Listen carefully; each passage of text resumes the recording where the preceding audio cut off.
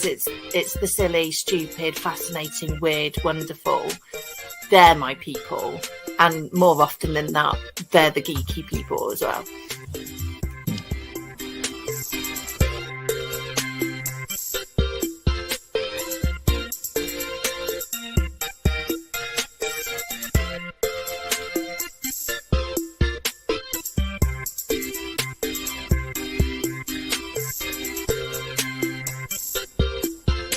I mentioned Betamax. For anybody older, that's the old version of a video cassette.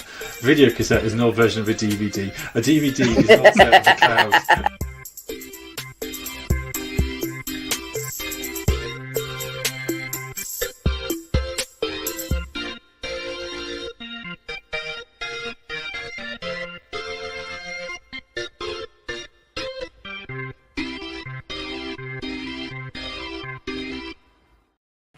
Hello, welcome to Faith and Geekery. My name is Mark, and tonight we are doing things slightly differently. Unfortunately, Becca has decided to go away to Uganda for a couple of weeks. I believe it is business. I believe it is for a charity, and so we wish her all the best. So unfortunately, it is just my good self. However, I am not alone. We have in the wings waiting for us Kenny, and I'll bring him on in a moment. And we'll just wait to see if anyone's going to join us live, or if you're all going to be watching us on catch up. But first of all, I hope we've all been having a good week. I hope we've been up to things geeky, things faithy, and somewhere in between. And please do just pass on any messages if you've been up to anything. I'm going to bring Kenny on right now. Good evening, Kenny. Welcome. Good evening, Mark, and thank you for letting me join your wonderful show. Yeah, thank you. We seem to be low on numbers at the moment with a big fat zero, but I'm sure people will come along in due course and good time. It is a pleasure to have you with us, and we'll go into a little bit more detail about your kind of interests and your passions, your hobbies, your geekery, and the faith element too. But as we do, I just want to kind of bring up a little bit of our geeky news, and this is basically just stuff that is kind of in the day to day, and I would like to kind of usually record it, but I kept on recording it today and finding that I kept on forgetting things or missing large things out, and so I'm just going to kind of do it live. And so coming to geeky news, first of all, it was very fantastic to see the BAFTAs the other night with Oppenheimer and Poor Things. David Tennant was fab as a presenter with Bark Ruffalo. I think that would be something, folks, that if we're interested in having a little bit of comments and otherwise, can we think of any celebrity names that we could kind of mix up with animals? Also, there was a lovely touching moment with Michael J. Fox giving an award as well, which was really, really meaningful, really meaningful. Also in the news in regarding to film, especially Madame Web has had mixed reviews, and there's been quite some controversy with the main leads from the franchise, from the film being promised, or speculation that they've been promised to be in the MCU, and really they're just part of the Sony Pictures films. So that's quite fascinating. Last of all, I just thought for a little bit of a difference, Tate and Lyle, famous for their golden syrup, after 150 years have dropped their World Guinness Record brand packaging, and so they're getting rid of the dead lion from the centre of the golden syrup.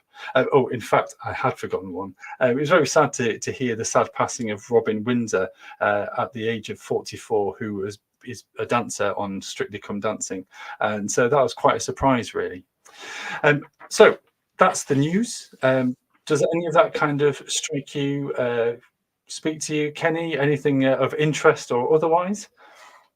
I don't know, my mind went to sort of when you mentioned Michael J. Fox. I used to love him, obviously in Back to the Future and a lot of the TV shows he did, and actually I tried to contact his agent afterwards, because I kind of thought, Michael J. Fox would be someone nice to work with in terms of comic books. I always tried to reach out to my geeky heroes from a teenage year, I would say. Yeah. So I followed Michael J. Fox in his career, and he always brought me a lot of joy as a kid watching those movies, and even in his TV shows, I really enjoyed as well. So I hope he's doing well, and Yeah, it's good. And also David Tennant, they brought me back to my Doctor Who days as well. So I saw the introduction. You had a Yeah. few Doctor Who memorabilia there. So yeah, it brought me back some memories of him in Doctor Who. Yeah, absolutely. I mean, this is it, isn't it? I mean, I think David Tennant is a good safe bet as well. So I know that there's some Yeah. controversy over the years with people who are presenting kind of these kind of award shows, and did they go too far? Actually, I mean, it was silly. It was, kind of Bark Ruffalo. It was just funny, but it was kind of warming. It was embracing. It was a nice Sunday evening viewing, sort of thing. It's like a warm hug. So that was, good. But yeah, as I say, Michael J. Fox there. It was just lovely just to have him. To say that he's still around and say that he can still contribute and be, just such an icon, such a fantastic bloke. I will just bring up briefly. I was just in the background. Can you see that? So this is the big kind of logo change, and I just find, especially for those kind of with a bit of the faith background, to know that obviously the original branding and packaging kind of. Or the branding comes from the Samson story, and it's interesting that after 150 years or thereabouts, they've given up on that kind of, or they've moved across to this what almost looks like, I want to say kind of Wizard of Oz almost esque, or kind of.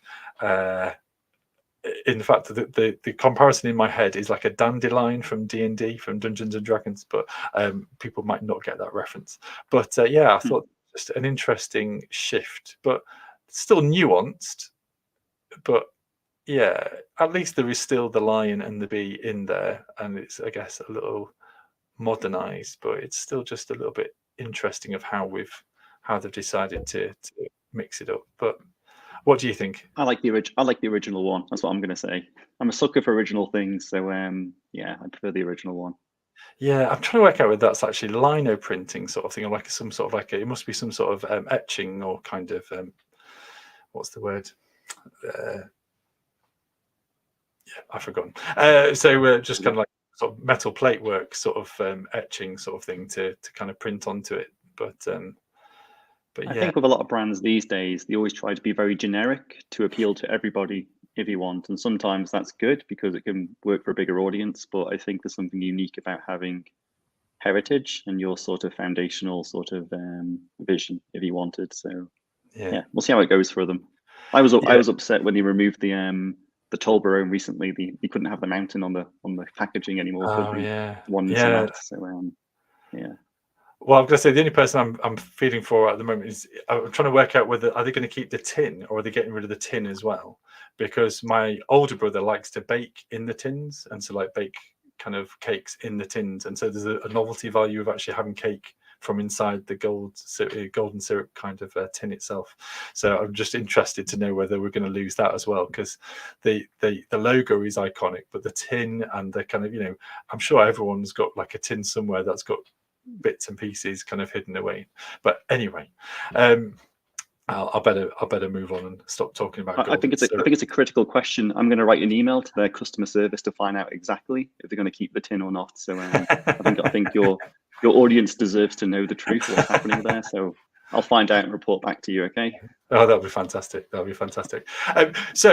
We are going to do a little bit of a quiz in a bit, and we are awfully quiet online tonight, but I won't make a big deal out of that. But we will come on to a quiz. But first of all, Kenny, would you like to kind of introduce yourself a little bit, say a little bit of kind of your passions, your hobbies, and kind of what you'd like to kind of share a little bit later on?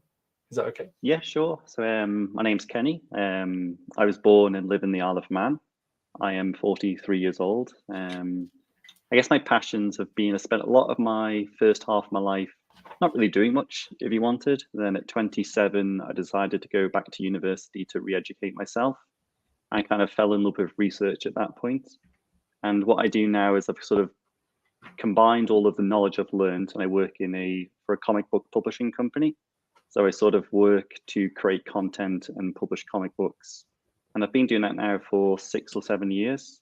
And I guess what I'm trying to do, linking it to faith, is I want to try to tell God stories or parables or retelling of parables, but in comic book format, where I can essentially reach out to a new audience and basically put a good moral story in a Bible.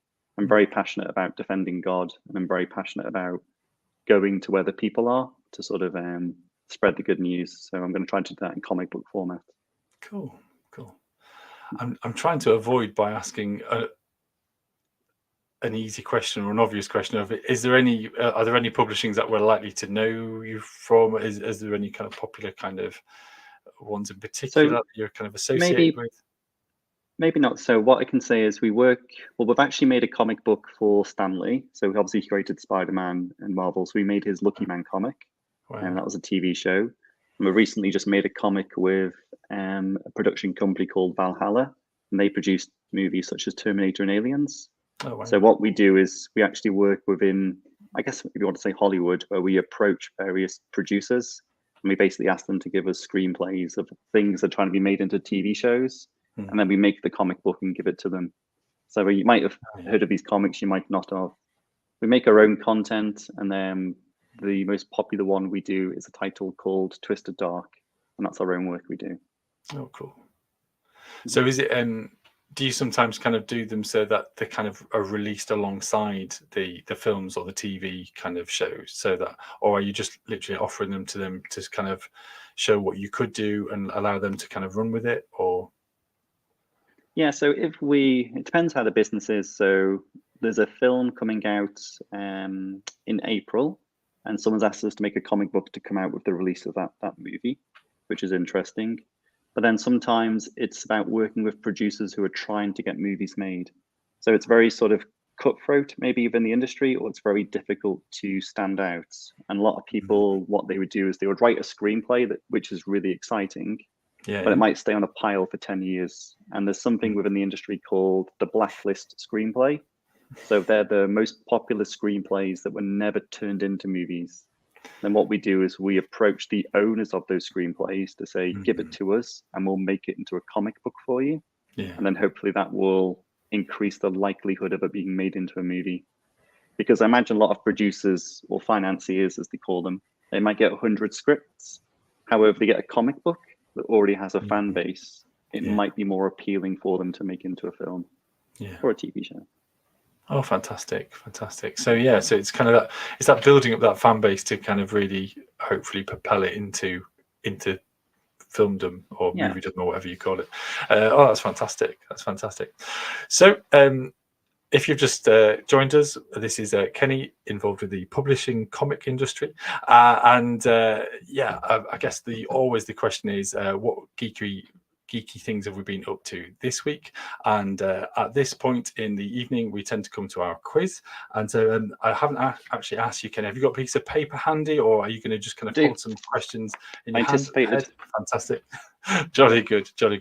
And so I'll come on to the questions. And so question number 1 is involved.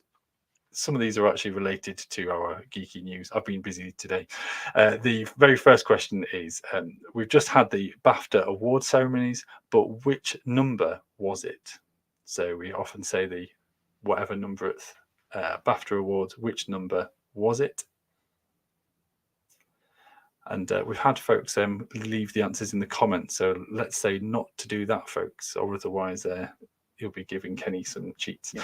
Question number 2, which is the oldest logo that is still in use today? And it's not Tate and Lyle. I can give you actually an option of 3. So is it A, Twinings, B, Stella Artois, or C, Nestle? So which is the oldest logo that is still in use today? Is it A, Twinings, B, Stella Artois, or C, Nestle? Okay. Are we all right with those so far? Yeah. Or hopefully. Question number 3. If Christology is the study about Jesus, punology is the study of puns, what is campanology? Okay. None of those are actually related. I just kind of like throwing those 3 together.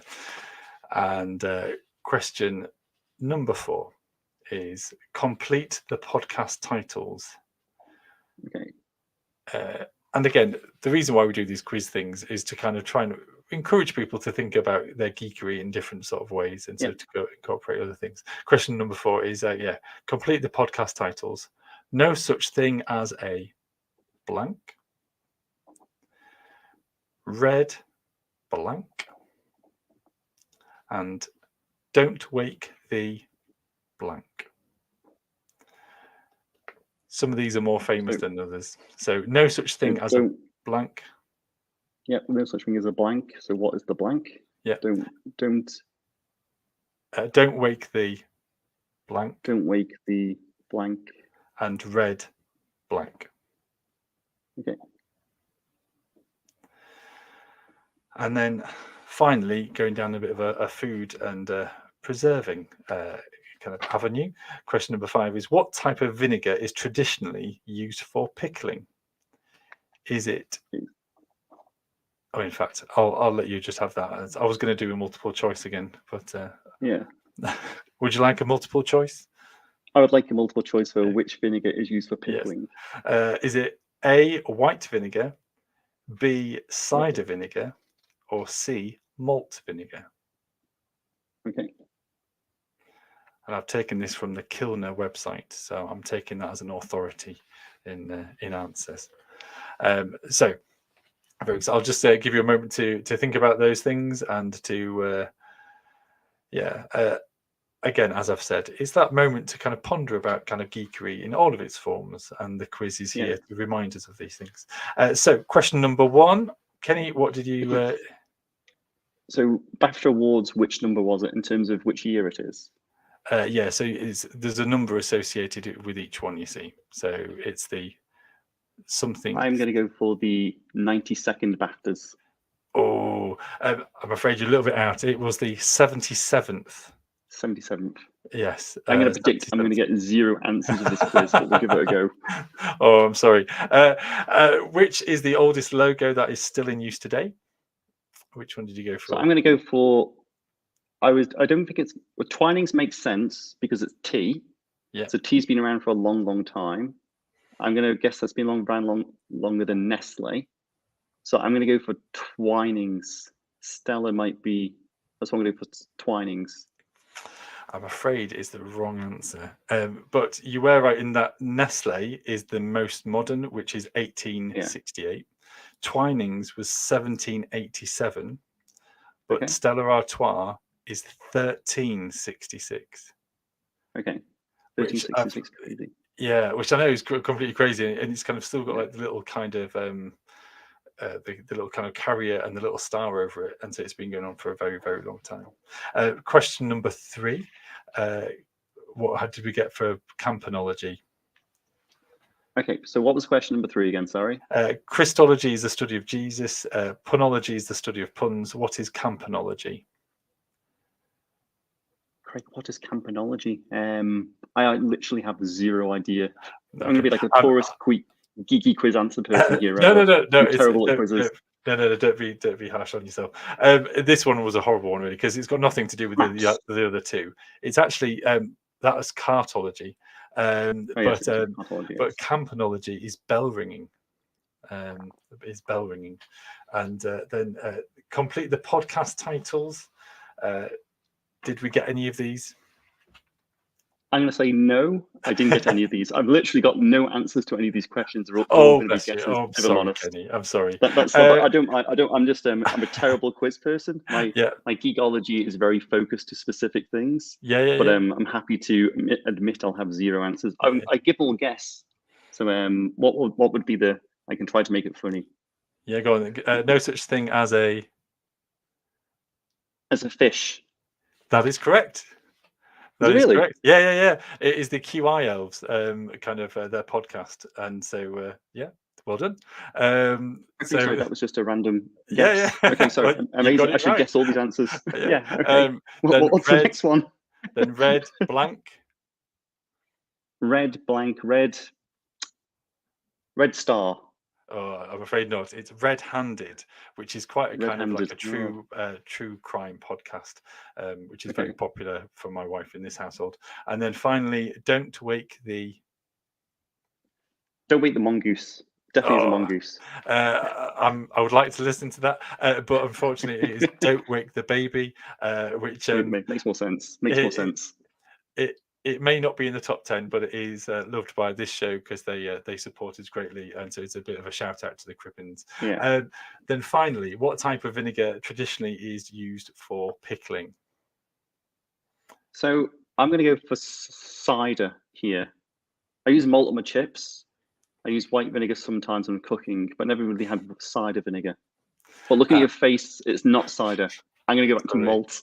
Yes, correct. It's Yes. malt. It is malt. Nice. I think basically that's the traditional one, but it's known for it is a really strong, pungent, distinct flavour, and so they've kind of tried to wean off, or if you've got more delicate flavours, they do go towards more of the cider vinegar nowadays, or the white vinegar, or actually just kind of really dilute the malt vinegar just to kind of dispense with some of those flavours. So I won't ask. Or shall I ask you how many out of 5 you've got? I think I got 1.5. I reckon you give me a point for the malt. I was reading your face to know it was the wrong answer, but I was happy with the fish. I don't know if anyone's ever guessed an answer. But I'm happy with that one. Yeah, no, jolly good. And I would like to know, with some of our viewers, listeners, whether we got any further with that or not. Any better than that. So let's move on to kind of area of geekiness, and so Kenny, you started to kind of elaborate a little bit about your kind of your work, and does that kind of flow into your passion as well? Do you kind of enjoy comics as well, or is this something that's always being in the background? I guess my passion really is building teams, if you want. So to get a little bit more into detail, I remember when I was 33 years old, I was still sort of waiting for God to tell me what to do. I was always trying to wait for sort of like a clear calling of this is what I want you to do, Kenny. And I remember getting a bit frustrated with my life that I didn't have that clear calling. And I happened to walk into a marketplace, like a sort of a posh cafe. It was in a market hall, and there was a lot of students there with nothing to do. And I kind of said to God, if you don't tell me what to do, I'm going to help these students with whatever it is. And so basically from that, I got talking to some kids, some students, and they told me they want to make a comic book. So I sort of helped them to produce that by gathering them as a team. And then it sort of went from there, really. So yeah, that's how I got into comic books. Like me, myself, as a sort of geeky person, I'm more into researching like academia papers or studying. So I don't actually go out there and read that many comics. I do now within my role, but I got into it just through trying to build a team of people, and I really enjoyed that creativity. Like if I could say a bit more, I've always wanted to be creative, so I've taken up ballet lessons, I've taken up singing lessons, I've taken up art lessons, photography. I've tried to play the guitar, and I'm terrible at all of these things in terms of creativity. But I find I can build teams and get my creativity out that way. So I like to work with people to help them get the best out of what they do. Basically, that's my talent, if you want. Oh, fantastic! And so wow, and so you just kind of was directed in your faith just to kind of approach the kind of comic book stuff. That's fantastic. And so then did the kind of working for comics then kind of come off the back of that, or was that just like was that a choice that once you'd kind of helped with these students, you kind of then segued into that as a career, or? Yeah, so what I was doing, I was working full time, and I was doing the comic book in my part time, and it took 2 years to make this student comic book, if you wanted. And then I was a bit naive when the comic was created. I went to London Comic Con with sort of hopes and dreams of taking this one book to the Comic Con to say, oh, great, it's going to become a movie, or someone's going to fall in love with this idea. But it didn't happen. It just, I went there, and instead I started to meet a lot of different people within the industry. And I was telling them my story of what I've done. And I met somebody who was like-minded, who was more further along in terms of the comic world. We had a similar passion of using comics to educate people and to really tell a meaningful story. And I told him what I was good at. I told him I'm great at building teams. And I work with a guy called Neil, who's now a really good friend. And Neil had this ambition to sort of take his comics to film and television. And I read his work and I really enjoyed it. And I kind of just said to him, well, I've got a bit of time on my hands. I've been involved in this industry a little bit now. Can I help you? take your project further along the road than what it is now. So I really like enabling people, or I really like people reaching their full potential. Yeah. So sort of as a part-time hobby, I just took some of his comic books and tried to network within Hollywood or network across studios just to see what I could do with it. And it sort of, it just happened that one door opened and then led to another door. It was like 3 or 4 years just networking around the industry until I guess I now work there full time. So it was always sort of by mistake I got into it, I would say, Yeah. but more a passion for people that got me to where I am. Fantastic. And now I'm going to kind of take a step back as well, actually. For those people completely new to kind of comic books and otherwise, we often kind of hear the term about graphic novels, and I think we actually may have mentioned this a few months back, but just to kind of remind ourselves, is a comic book, is it like a comic book like a long-going series, and therefore kind of whereas a graphic novel is like more of a volume that is kind of almost contained in itself, and kind of is that right? Yes. Yeah, the way I would say it, like a comic book normally is like a single issue, maybe 21 pages long, and that can be a series that goes on for a long time. But a graphic novel really is one, for us, it's like one contained story. So you can have several volumes of a graphic novel, but it's generally a much larger comic book. It's maybe 100 to 200 pages. And for us, it's like a complete story. It's almost like a movie within a graphic novel, I would say. Yeah. Cool. And so you kind of said a little bit earlier about kind of your faith and using that kind of means to kind of share your faith. Is that something that you've been doing a lot? You're kind of exploring gently, passionately, running headed on into? It's an interesting one. So it's kind of like I'm trying to now more directly involve my faith into my work in terms of doing Christian comic books. But then I was thinking about it because, like, when I was doing the comic book with the students, like ultimately I was paying these students. I was trying to build a team. I was trying to give them work experience, and I worked with over 300 students actually to make it. Wow. And I never thought at that time that that was a Christian project. But looking back at it now, I'm kind of go, actually, hang on. I was pretty patient with them. I was very loving towards them. I wanted to give them some practical experience.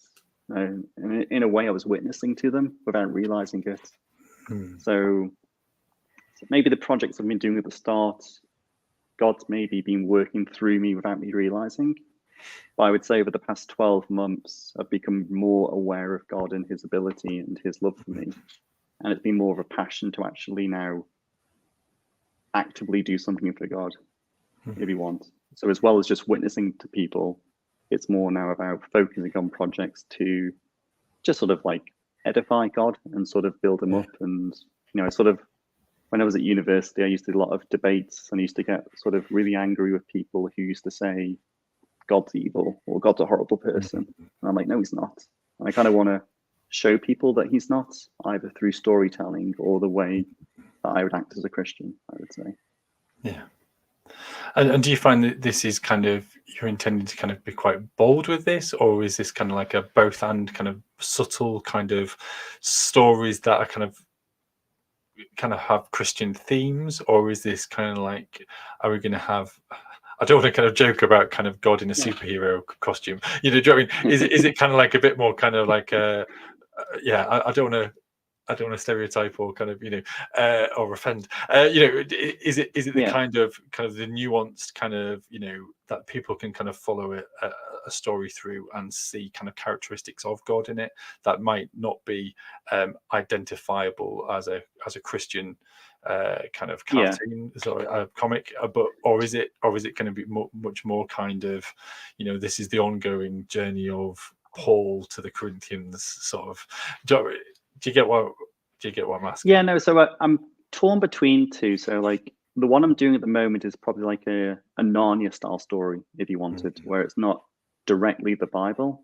And what I've been thinking about is really making a comic book based on choices. The garden the Garden of Eden story, a retelling of that in terms of, do we choose the tree of the knowledge of good and evil, or do we trust in God and wait for him to make the right choice? So every day in life, we're always confronted with choices that make sense in our mind, but might not make sense in terms of what God wants for us. So it's like retelling that in a story. Having also said that, I've been approached by a few directors. Someone's trying to make, or they've written a script for the story of Elijah.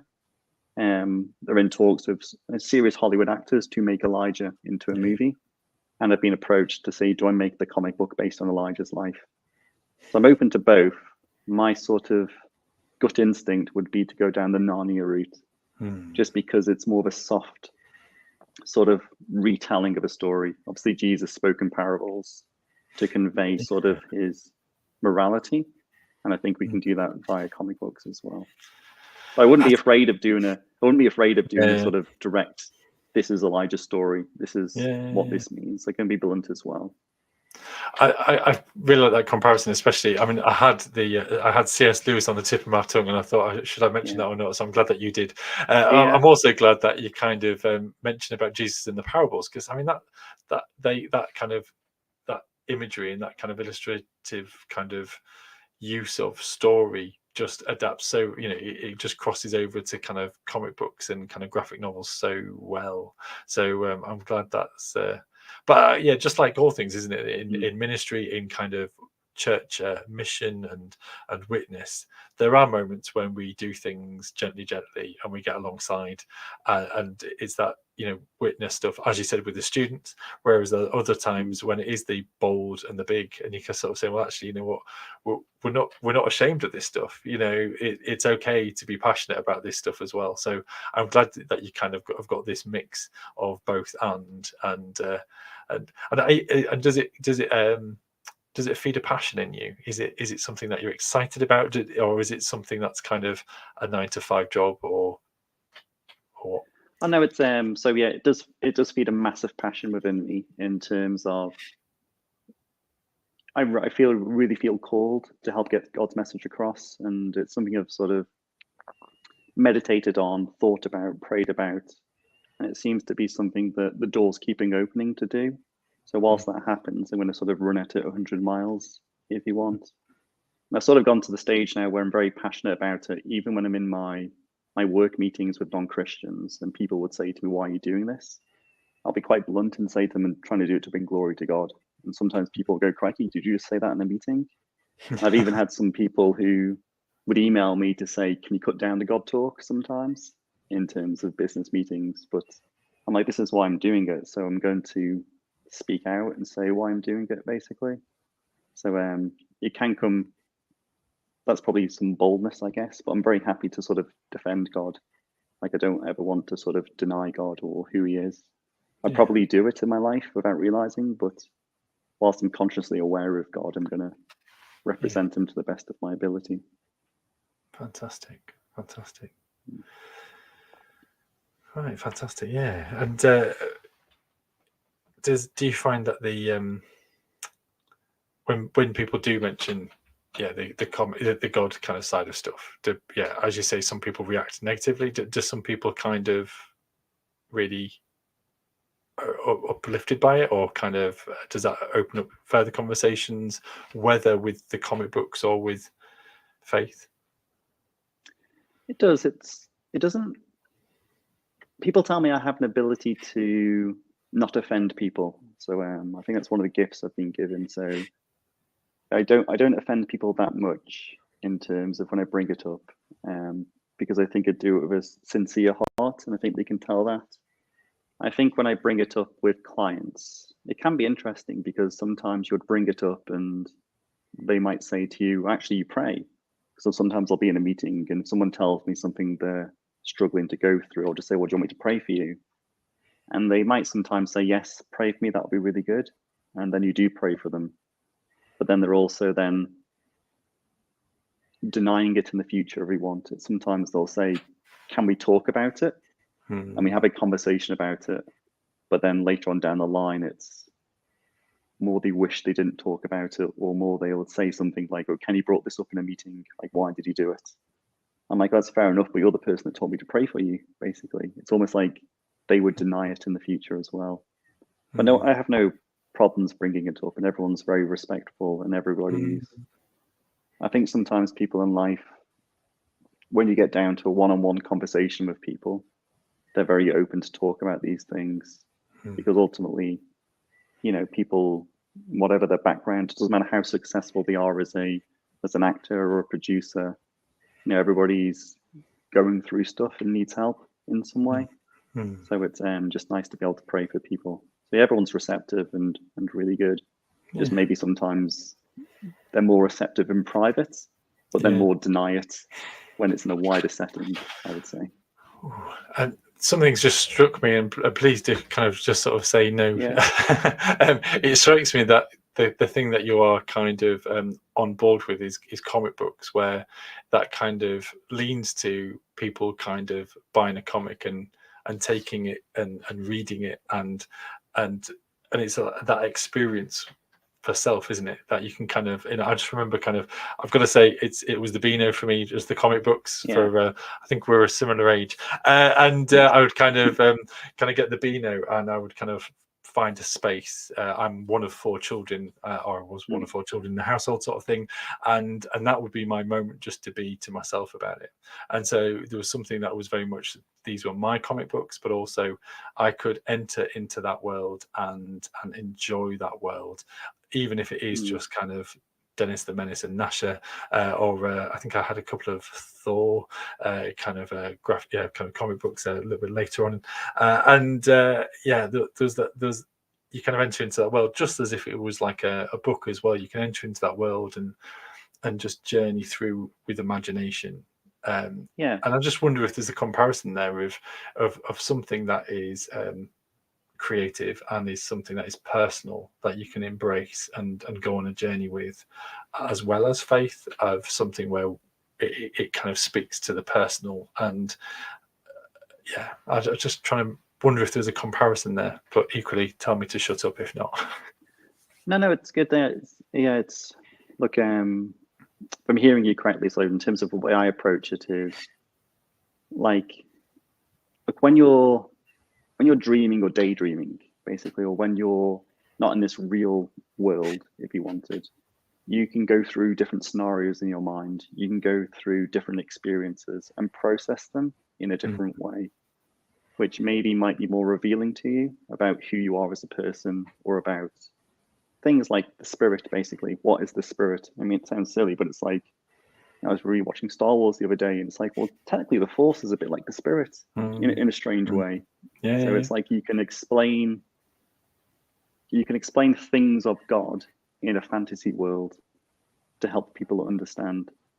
And I don't mind also combining that in terms of, I say, great, I'm doing it for God, but ultimately I'm doing it for people, because if you're going to tell a story that helps build people up, or helps edify people, or encourage people, or if we do a story about a character that's struggling with anxiety and how to overcome that, obviously you can list about how to overcome that with prayer, but there are still practical things you can do in this world that will help that as well. So we're creating comic books that can help anybody.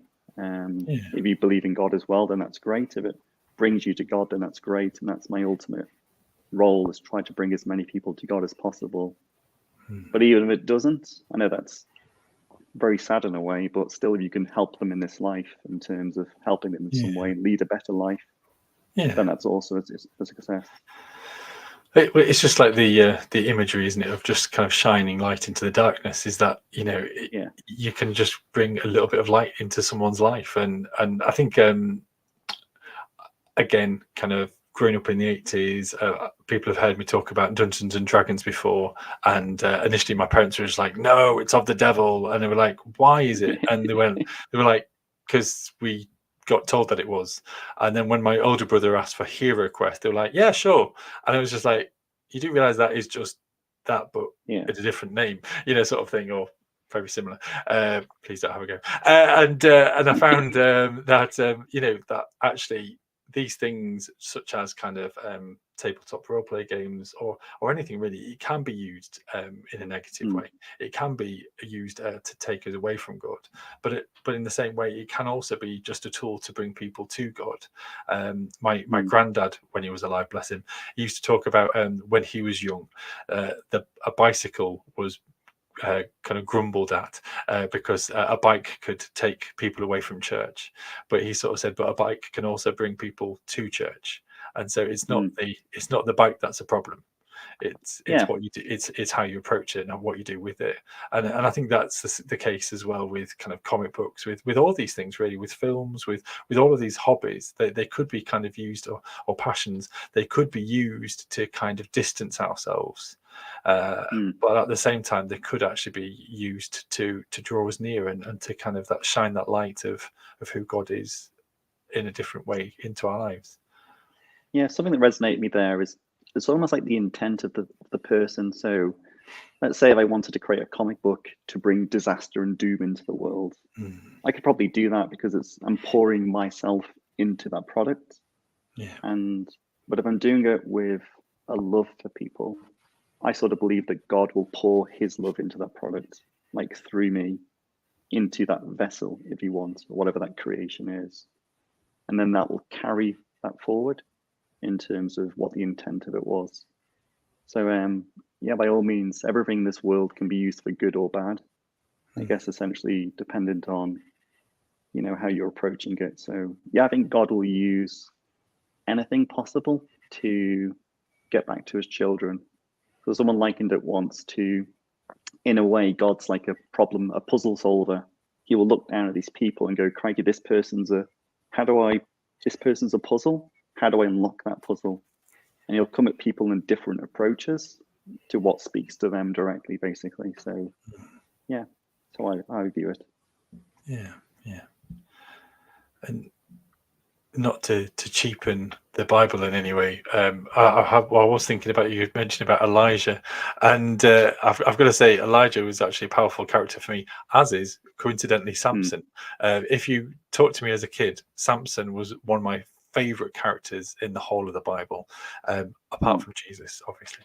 But Samson kind of just jumped out at me. It was interesting though, kind of making a leap from the kids' Bibles to kind of the actual Bible, and I'm like kind of going, I didn't hear about these parts of Samson's story, and it was just like a bit more gruesome and a little bit more kind of involved with the ladies, and I was just like, blimey. But what I find is that the Old Testament, I often visualized in that kind of over the top, dramatic, bold kind of way, and even when we talk about kind of the main figures of the Bible, we often have them with big sticks, big beards, and kind of God with a big booming voice. It's almost kind of it is almost that operatic, that or kind of movie kind of level of drama, and so I can kind of quite imagine it transfers quite easily across into that kind of comic book, not quite kind of kapow and thwack, but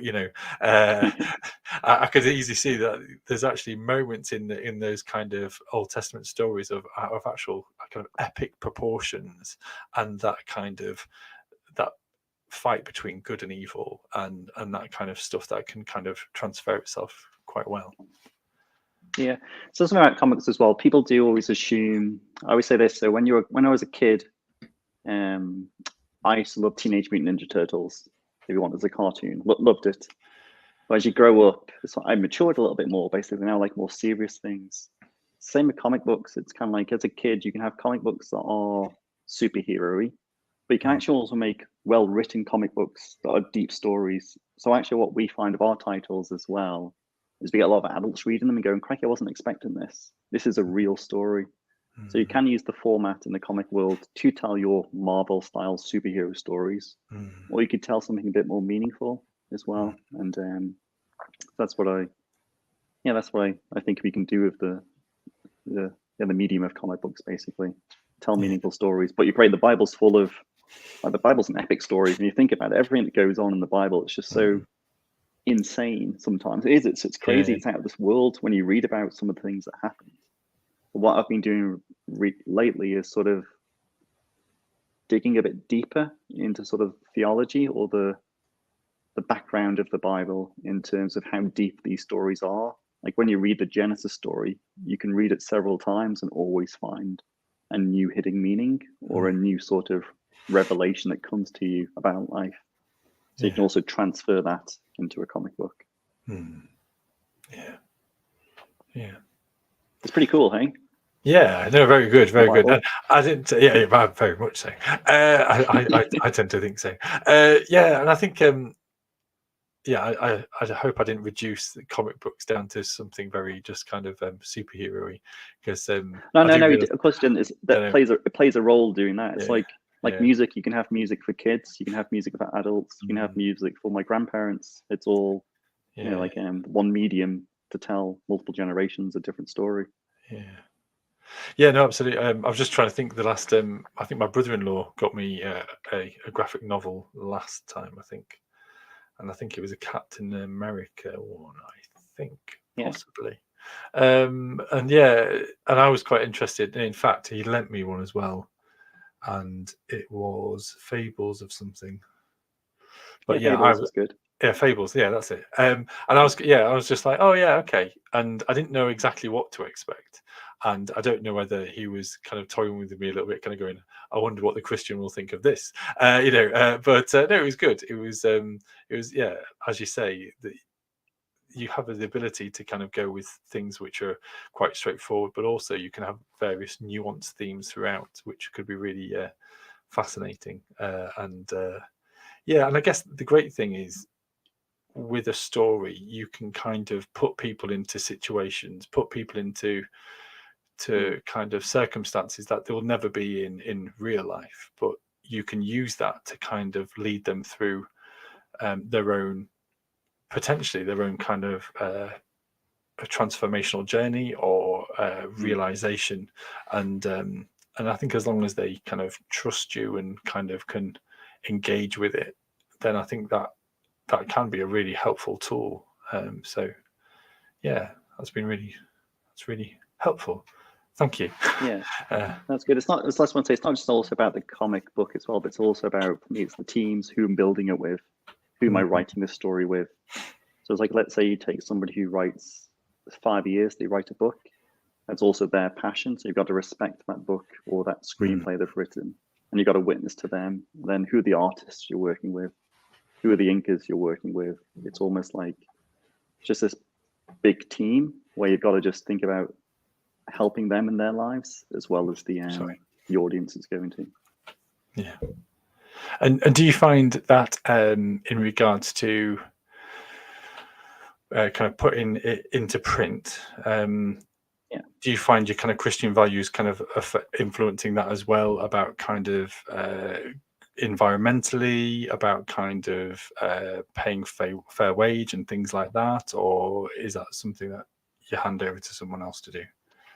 No, we do all the printing as well, so it's a tricky one. So it's kind of like, in terms of who was it that built the temples? At Samson, who built the Solomon, when he built the temple? Imagine he went to traders that weren't Christians to collect the best stones. Does that make sense? Like, someone told me recently how, in a way, God maybe separated all the resources around the world because he wanted us to trade with people. He wanted people to come together to get to know each other. So I work obviously with people who aren't Christians, and I wouldn't specifically go to a Christian person to work with. Like, it's just who's the right person. In terms of like the environment and paying a fair wage, it's very tricky sometimes. So I'll give you an example. The first 4 years of our company, we weren't paying ourselves any money, and we were relying on volunteers. I had a call once with somebody, and they went, "Oh, Kenny, I've noticed there's no diversity in your team. Like, you're only employing certain people within your team." I kind of said to them, "These are all volunteers. Like, I can't pick and choose who I'm working with. We don't have any money. We're trying our best to give them either equity or help with certain things in their life." So it was very difficult to pay a fair wage or to be diverse enough to make people happy, because we were just getting people who could help us if he wanted, who was going to volunteer. So obviously we want to try to be fair and be just, and to do what's right. But then with that, also you need resources if you want as well. Sometimes we've only got a certain amount of money to pay the cheapest printer, and maybe that's printers in China. And yes, they have to ship books across from China, but it's when you have a budget of say £5,000 to do a print run, and the print run in America or the UK is 4 times as expensive. We either print the books or we don't. So I'm relying on God knows my heart that I want to be fair, and God knows my heart that I want to honor and respect people. No, I get that. I get that.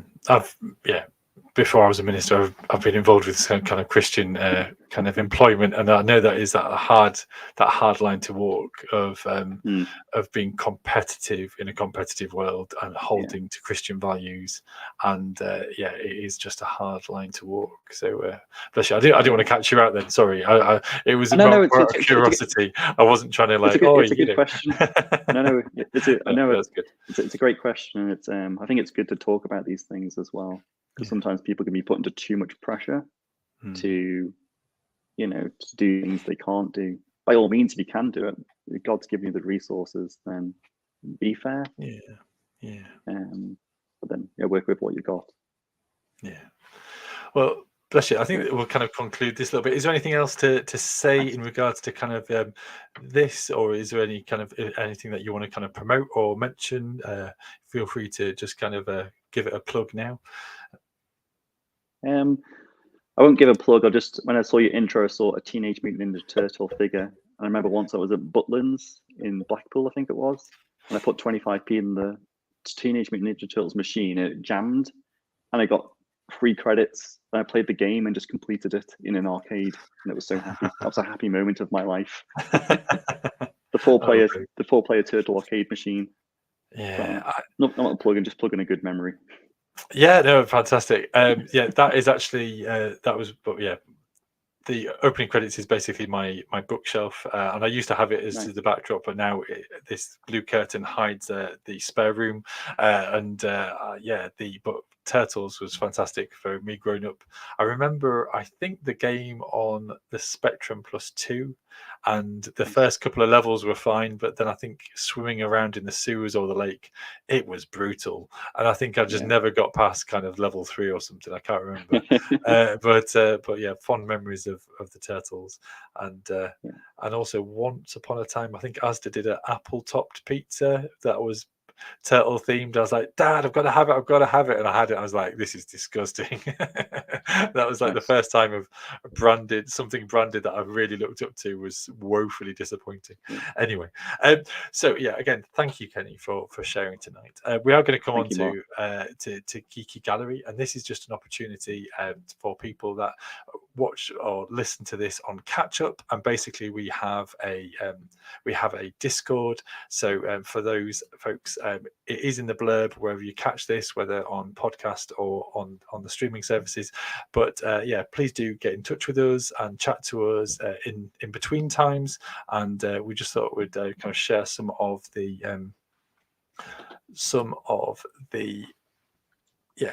gallery stuff, and so I'm hoping this is going to work. So first of all, from Mendip, from Tom, he's wanted to share a couple of bits that he's been up to.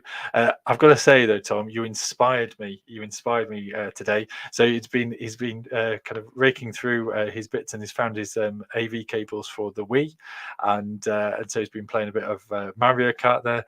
I've got to say, inspired by him, and actually in fact, I can't lift it up, but I got my Mega Drive out, and for my birthday, I got a HDMI converter for the Mega Drive, so I can kind of plug it up and kind of have a bit of a game on that. So well done, Tom. You inspired me today. He's also been playing with some, I want to say, Warhammer 40k, and that looks cool.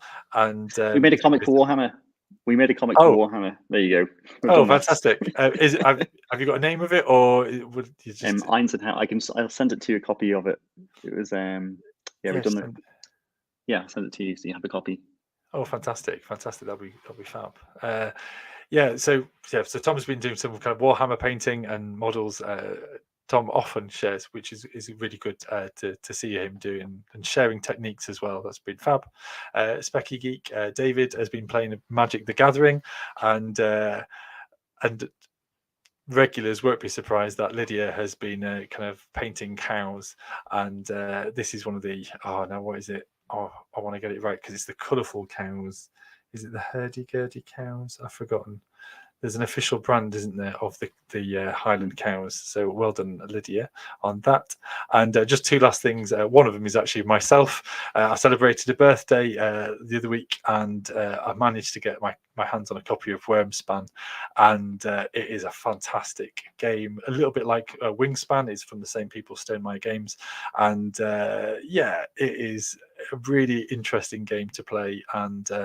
And I shared it on social media. I was like, wow, this is fantastic. And then I kind of got a lot of flack from people who had also tried to get it and haven't got it. So I felt really bad. I was just enjoying it. I wasn't trying to rub it in people's faces, but it is a fab game to play.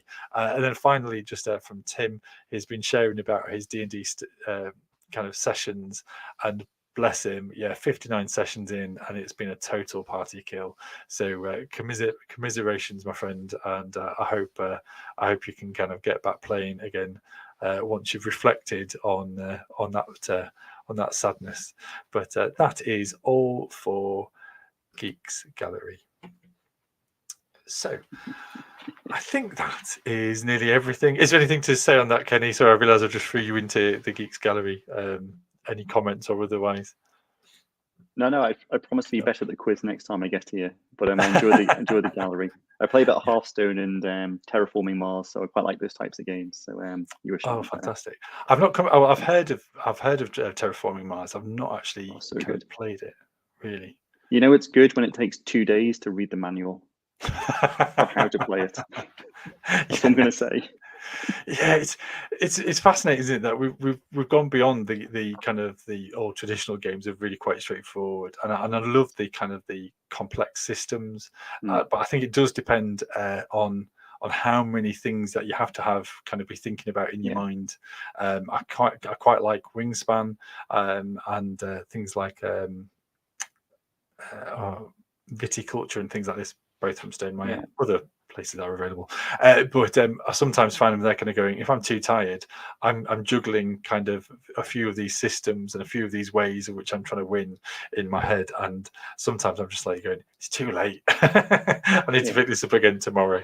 But no, it's really good, and I just like that opportunity to, again, as we say earlier, about kind of to go on a bit of a journey to explore things and be creative.